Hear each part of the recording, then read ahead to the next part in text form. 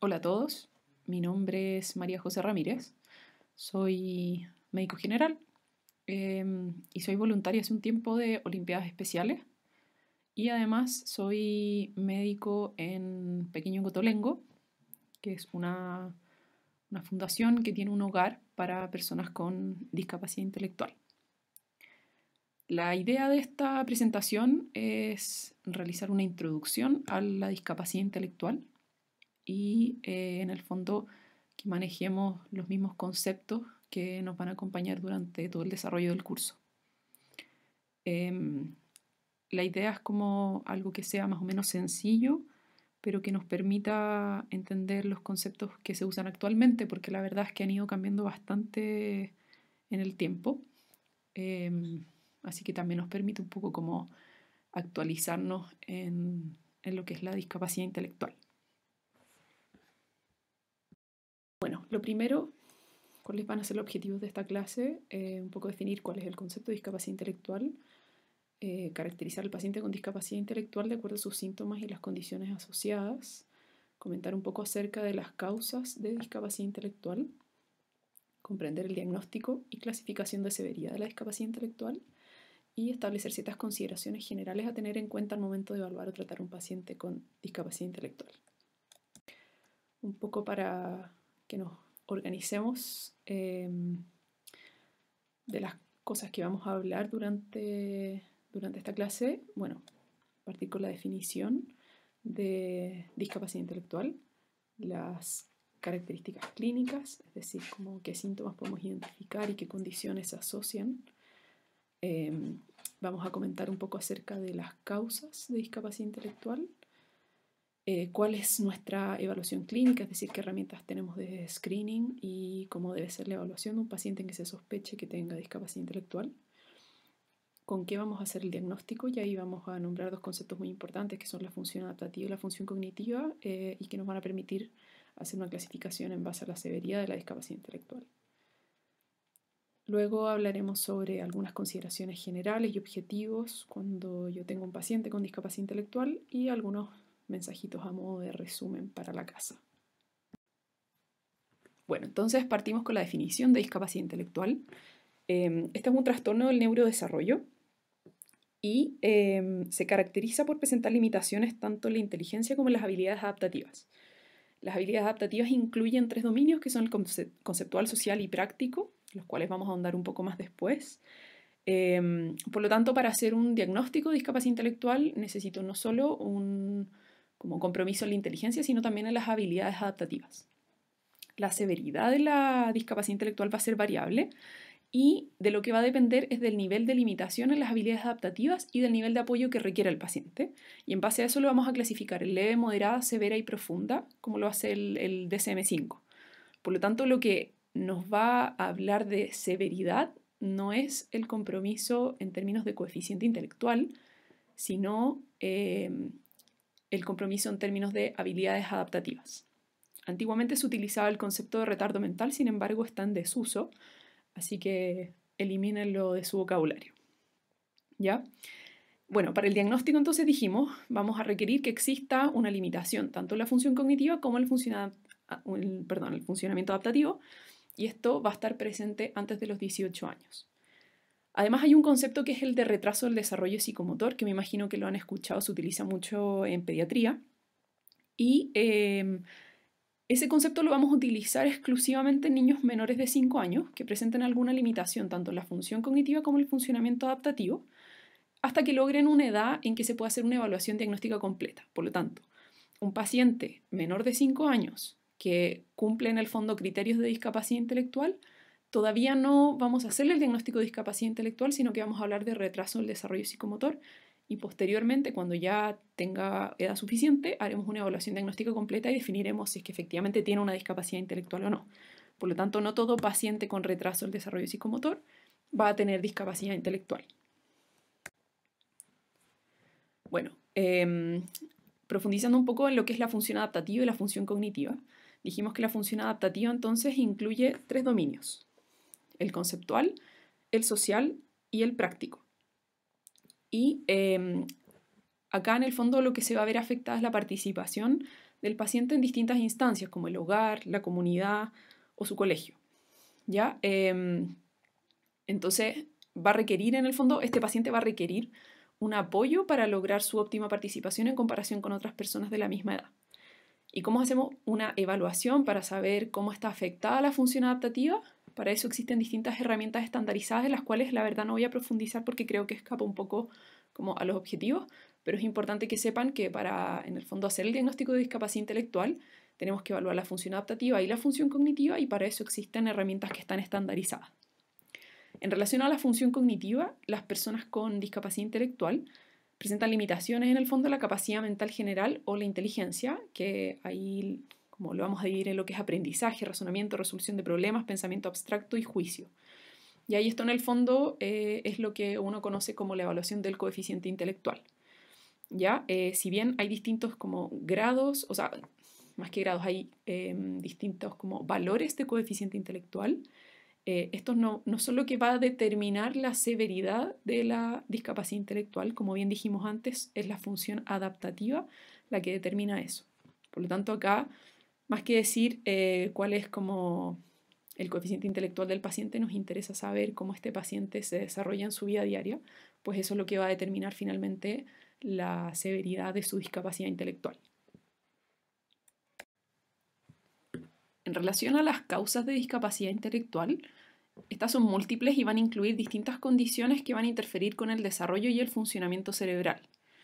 Es importante también saber que, en el fondo, no siempre vamos a poder identificar una causa, ya lo que no quiere decir que sea importante buscarla. Dentro de las causas conocidas de discapacidad intelectual, la mayoría son anormalidades genéticas, y ahí hay alteraciones como de algunos genes en particular, hay también alteraciones cromosómicas, etcétera, como el síndrome de Down, por ejemplo, el síndrome X frágil, que son como algunos de los más clásicos. También hay algunos desórdenes metabólicos que pueden ser causa de una discapacidad intelectual o pueden ser también condiciones asociadas. Es decir, yo puedo tener un paciente que tenga discapacidad intelectual y que además tenga algún desorden metabólico, o puede ser que ese desorden metabólico en particular pueda ser la causa de su discapacidad intelectual. En general, se puede presentar sola o puede tener algunas alteraciones neurológicas asociadas, como epilepsia o defectos estructurales del cerebro, o incluso con otras alteraciones congénitas. Eso es súper importante cuando nosotros tenemos un paciente con discapacidad intelectual. En el fondo, siempre hacernos la pregunta de qué otras condiciones asociadas puede tener. Y además, como causas que son la minoría, dentro como de las causas conocidas, hay causas ambientales y ahí las clasificamos en prenatales, perinatales o postnatales. Y ahí vamos a incluir teratógenos, infecciones, trauma, asfixia neonatal, déficit nutricionales. En cuanto a las características clínicas, ¿cómo hacer la presentación clínica de la discapacidad intelectual? En general, ¿cuándo vamos a sospechar que un paciente pueda tener una discapacidad intelectual? Cuando hay un retraso del lenguaje, cuando, por ejemplo, el paciente presenta un juego, un comportamiento inmaduro, cuando tiene dificultades en el aprendizaje. Sucede también a veces cuando tienen hermanos, que el hermano menor está como más avanzado que nuestro paciente. O también nos podemos guiar por los hitos del desarrollo psicomotor que no se van logrando. La mayoría de los pacientes con discapacidad intelectual intelectual severa van a acudir a una evaluación médica de forma precoz, en general antes de los 2 años. Pero a veces los niños con discapacidad intelectual leve suelen como pasar un poco. Además, hay condiciones asociadas a la discapacidad intelectual que siempre es bueno como tenerlas en mente. ¿Ya? Algunas médicas y físicas que son más clásicas, la parálisis cerebral, las cardiopatías congénitas, constipación, caries, anormalidades endocrinas como el hipotiroidismo, por ejemplo, o la estatura baja, enfermedad por reflujo gastroesofágico, déficit auditivo, obesidad, convulsiones, trastorno del sueño, criptorquidia, discapacidad visual. ¿Ya? Esto es siempre importante recordarlo, ya porque cuando nosotros, como en el fondo médico general, hagamos una evaluación de un paciente con discapacidad intelectual, siempre tenemos que ver qué otras condiciones asociadas puede tener y muchas veces pasa que a los pacientes con discapacidad intelectual ni siquiera los han evaluado desde el punto de vista de estas áreas. Entonces siempre son cosas que es importante tener en mente. Ya hay pacientes, por ejemplo, que tienen una discapacidad intelectual tan tan profunda que no son capaces de, en el fondo, de manifestar ciertas cosas, como dolor, por ejemplo, o ciertas molestias, y que uno tiene que, en el fondo, hacerse las preguntas para poder ayudar al paciente. ¿Ya? Por ejemplo, no sé, puede ser que a veces un paciente esté convulsionando más de lo habitual, que tenga una epilepsia refractaria asociada a su patología de base y a su discapacidad intelectual, y que en el fondo se normalice porque, bueno, es un paciente con epilepsia refractaria, por lo tanto debe convulsionar, pero no necesariamente. O sea, tenemos igual que hacernos la pregunta de, bueno, ¿por qué este paciente está convulsionando más de lo habitual? ¿Ya? Y en ese sentido, como es importante que nosotros evaluemos a los pacientes de forma integral.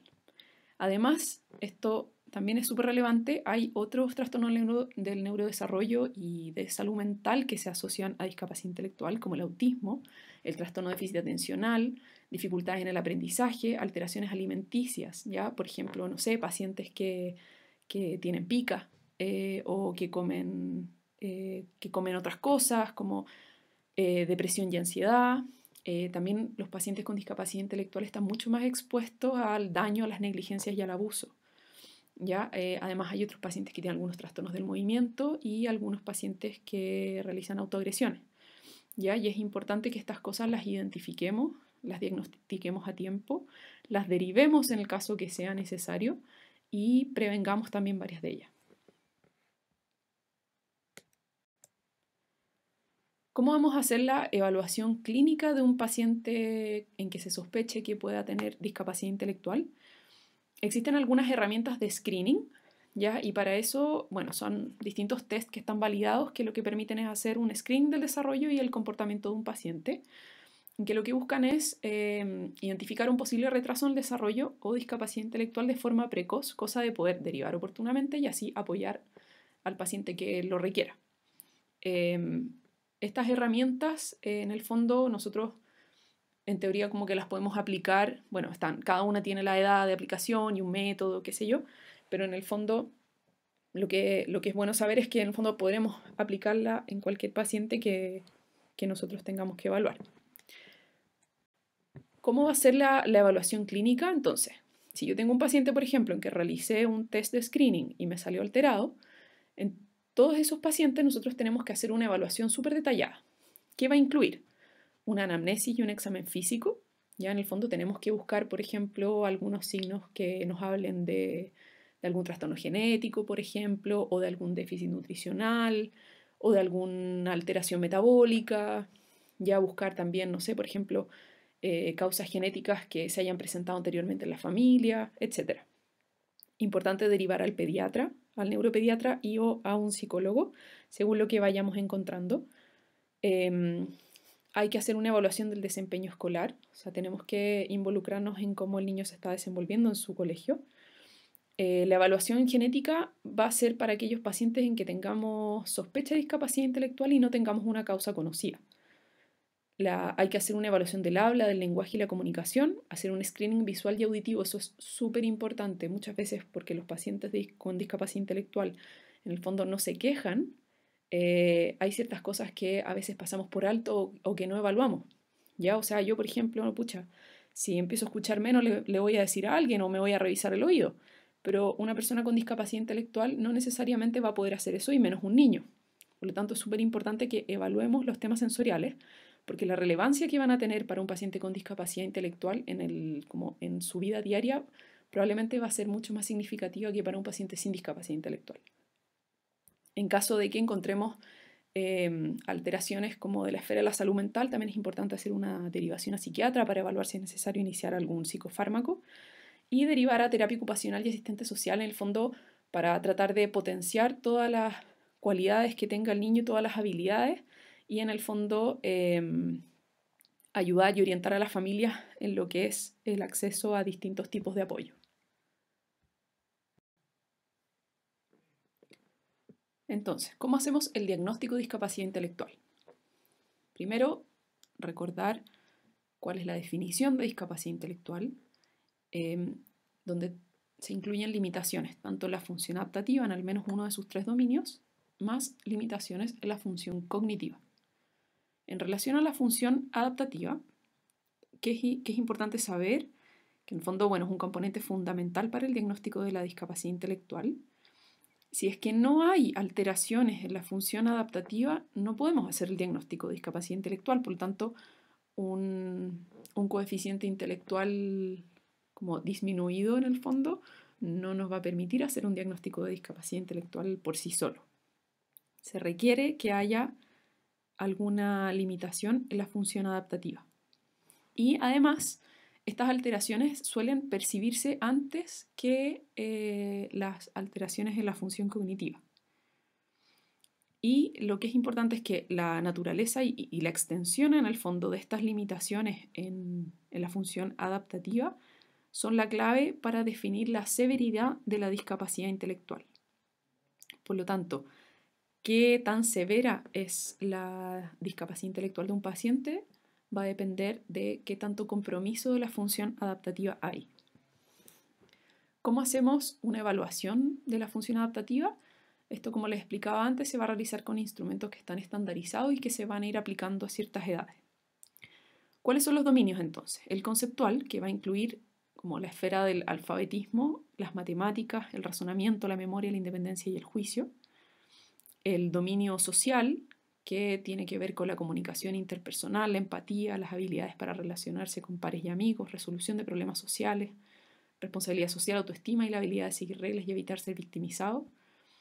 Y lo práctico, que tiene que ver con actividades de cuidado personal y vida diaria, es decir, si el paciente puede comer, vestirse, movilizarse o realizar sus actividades como de higiene de forma independiente, si logra mantener una rutina o no, utilizar el teléfono, por ejemplo, manejar dinero, preparar comida, habilidades ocupacionales, es decir, en términos como de trabajo, y si es que puede, por ejemplo, transportarse o viajar solo, si es capaz de cuidar de su salud y de mantener su seguridad.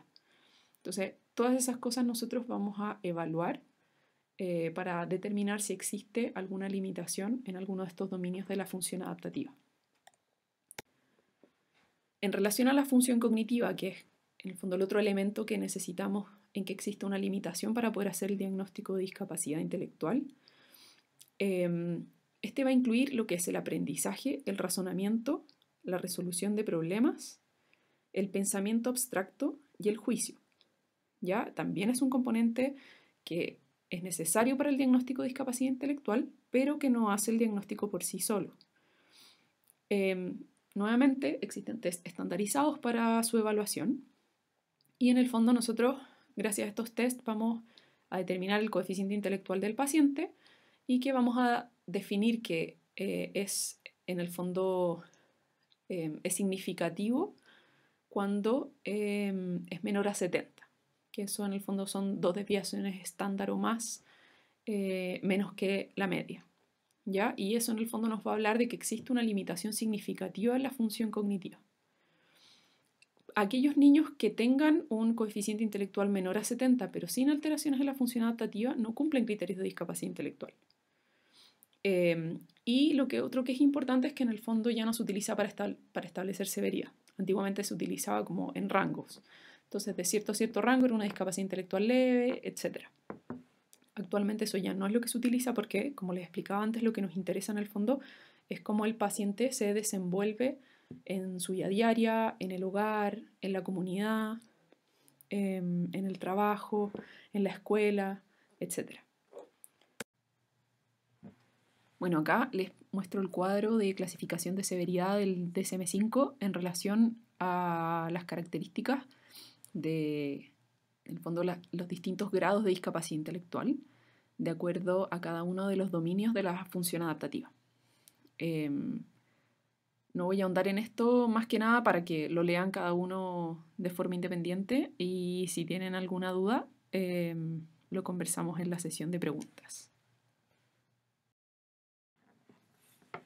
Hay ciertas consideraciones generales que debemos tener cuando estamos frente a una persona con discapacidad intelectual que normalmente no tenemos frente a una persona sin discapacidad.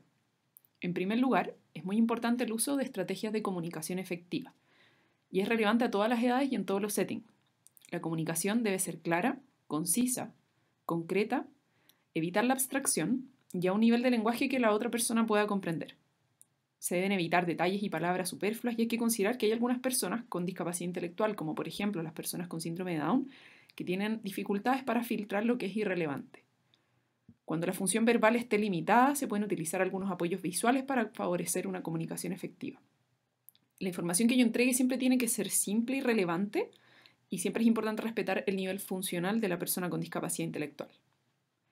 En segundo lugar, debemos promover el funcionamiento independiente del paciente con discapacidad intelectual. La idea es ir generando estrategias que aumenten la responsabilidad personal y el funcionamiento independiente de forma gradual, pues a mayor independencia funcional se logran mejores resultados en empleo y en otras áreas. En tercer lugar, es importante el apoyo a los miembros de la familia y/o los cuidadores del paciente, pues suelen ser las personas que más apoyo psicosocial requieren.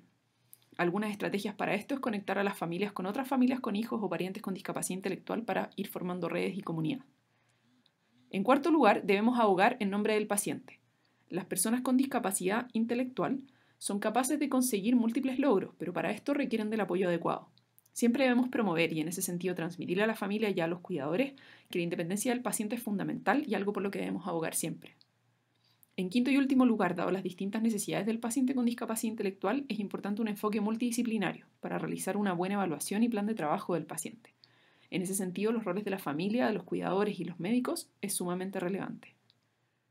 Por otro lado, los objetivos que debemos perseguir como tratantes y tratar como de inculcarlos en la familia y los cuidadores son disminuir los efectos de la discapacidad y mejorar el funcionamiento, prevenir o minimizar el deterioro en relación a los pares y promover el funcionamiento óptimo en el hogar, escuela y comunidad. Bueno, por último, para terminar, algunos mensajes que quiero que se puedan llevar para la casa. La discapacidad intelectual, entonces, es un trastorno del neurodesarrollo que inicia en la infancia y se caracteriza por limitaciones tanto en la inteligencia y en las habilidades adaptativas. Recuerden que ambas alteraciones son fundamentales para poder hacer el diagnóstico. En los niños que son menores de 5 años hablaremos de que más que discapacidad intelectual tiene un retraso del desarrollo psicomotor, pues no todos van a cumplir los criterios de discapacidad intelectual al crecer.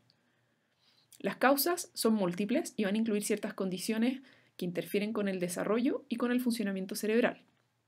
Y estas van a incluir anormalidades genéticas, que son la mayoría, y algunas ambientales, la minoría. En un porcentaje importante de las personas con discapacidad intelectual no se va a lograr identificar una causa específica.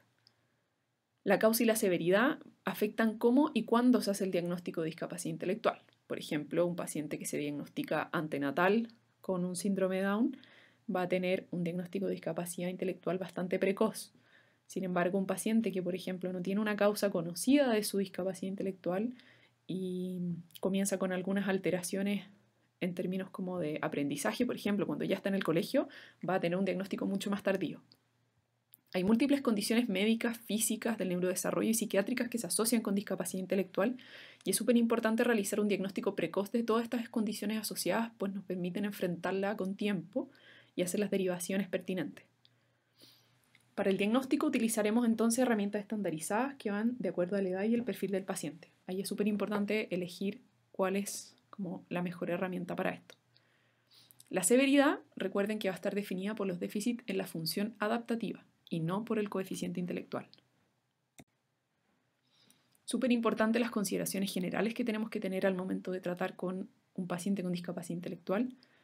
Ser capaces de comunicarnos de forma efectiva y para eso tenemos que desarrollar distintas estrategias que pueden incluir, por ejemplo, apoyos visuales.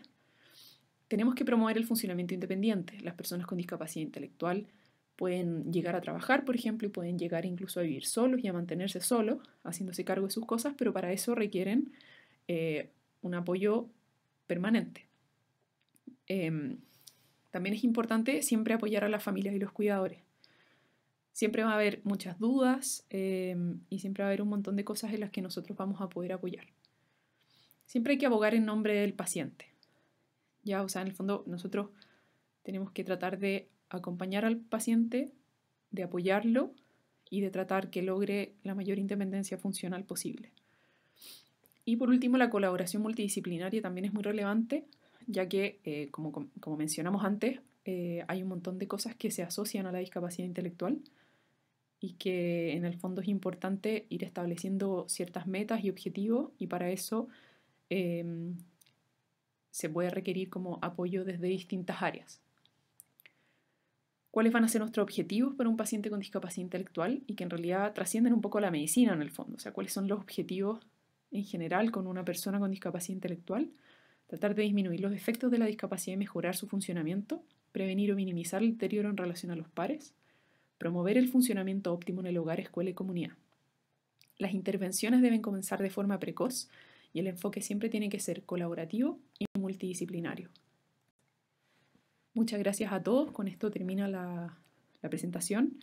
Espero que hayan quedado claros los conceptos y nos vemos el jueves en caso de dudas. Chao.